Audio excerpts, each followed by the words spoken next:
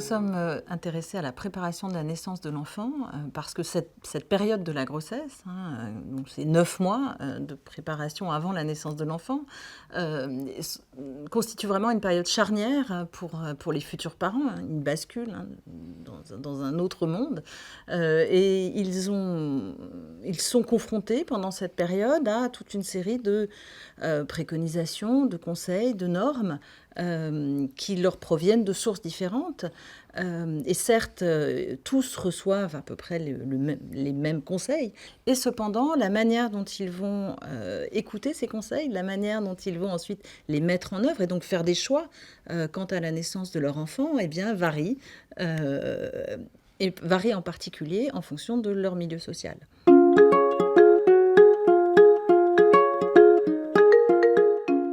Ce qui est intéressant, c'est une sorte de paradoxe, c'est-à-dire que d'une part, quand on le vit, on a l'impression d'être libre de ses choix, et bien entendu on l'est, c'est-à-dire qu'on choisit librement de connaître ou pas, par exemple, à l'avance le sexe du bébé, on choisit ou pas, soi-même, ou le couple, le bon moment pour faire un enfant, pour le concevoir, pour choisir son prénom, que sais-je. Mais ce dont on s'aperçoit quand on traite les données ELF, c'est que ces choix-là ne se font pas par hasard.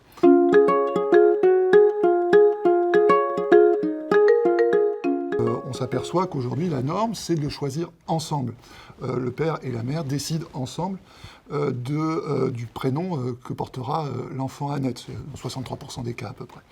Quand on regarde les milieux les plus aisés, on s'aperçoit que ce choix est beaucoup plus concerté, plus souvent concerté, en tout cas, que lorsque l'on regarde dans les milieux les plus modestes, où là, le rôle de la mère, notamment, apparaît d'autant plus fort.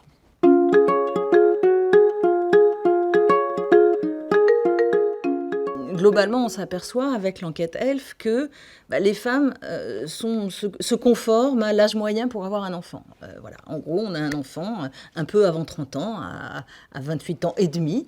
Le bon moment pour avoir un enfant n'est pas le même, suivant qu'on est très diplômé, voilà, qu'on fait partie des cadres et des professions intellectuelles supérieures, et quand on est, au contraire, on est ouvrière, c'est plus tôt pour les unes, plus tard pour les autres. Tout dépend aussi de la durée de la mise en couple. Avoir un enfant, c'est aussi le faire à deux, et donc au sein d'un couple, le plus souvent.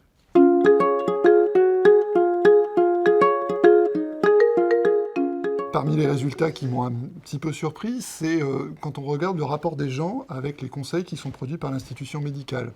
On pourrait avoir l'impression, et souvent on a cette impression-là, que, en quelque sorte, les milieux les plus modestes sont un peu les mauvais élèves. C'est-à-dire qu'ils font les choses un peu dans leur coin, qu'ils le cachent un peu à l'institution médicale, on ne dit pas tout aux médecins, et puis on écoute quand même davantage maman. Or, alors c'est vrai pour certaines choses, mais c'est aussi faux pour d'autres choses. Quand on regarde par exemple les consommations d'alcool, on s'aperçoit que les milieux les plus modestes sont plus vigilantes sur leur consommation, alors que les milieux supérieurs s'autorisent un peu plus des consommations d'alcool pendant leur grossesse. Ce qui est à l'inverse, en quelque sorte, des prescriptions médicales.